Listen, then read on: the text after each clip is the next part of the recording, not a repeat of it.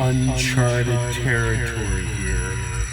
I don't know anything about this toy line, except that I was probably a year, if not 2 years too old for it.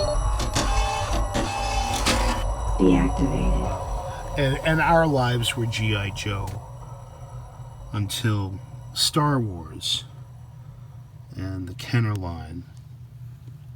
And here's my Luke Skywalker X-Wing pilot, which is what has motivated me to paint spacemen wearing orange spacesuits. It all comes from this 1978 Hong Kong GMFGI.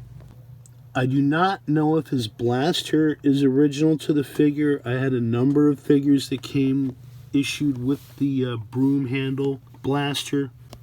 Long and the short of it is that I know that the only thing I have that can compare to the Adventure People, which I only knew they had the funny looking hands. As 9 to 11-year-olds, my brothers and I were probably just uptight about the name Fisher-Price. You know, that stuff's for kids. We want G.I. Joe with his big yellow helicopter. Female. Looking at them now as an adult, I'm impressed by the design work that went into them, and I like how they're generic. It's not Princess Leia and Han Solo in spacesuits, which better allowed for the kids to project themselves onto the play. And a male. I believe these are Alpha probe astronauts. I've actually wanted the female for quite a while, and the price for both of them was right. Bust a move. Look like they could use a bath. I'm impressed by how sturdy and tough these things are. Kids could drop them 100 times and they'd be just fine. Pegging to go on to various supporting structures so they can appear to be in weightless situations with some of the related space vehicles. And I want to figure out how to get these helmets off. Oh, the helmets don't come off. I'd seen some without helmets and had presumed that they'd just been removed. And as long as we're here, I gotta have one of these things too. Not only is he orange, but characters with eye stalks rule. It's like that monster from the brain of Morbius.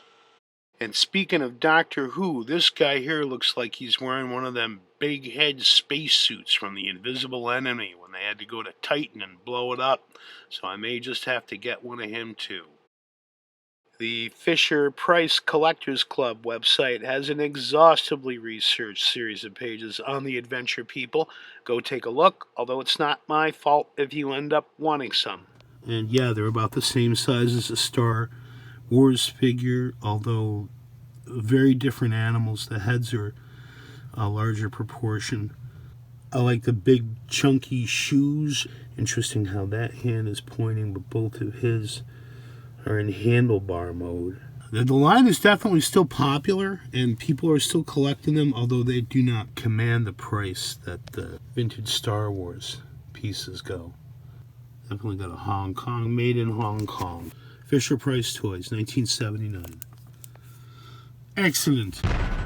And not to suggest some sort of paradox or whatever, but Kenner's designers for the Star Wars line studied the Adventure People for ideas for the Kenner Star Wars toys.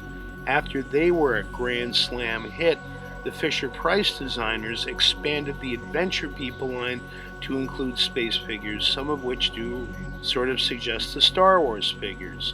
Good art leads to more art, and sometimes the master learns from the student. So we got another space babe for the guys to all be hitting on. No, really, it's Carillion. I smuggled it past the blockade myself. And yeah, just in case you were wondering, Archer Spaceman are on about the same scale as the Star Wars guy. So, definitely glad to have him in the crew. And now I want that orange dude with the eye stalks. That thing rules.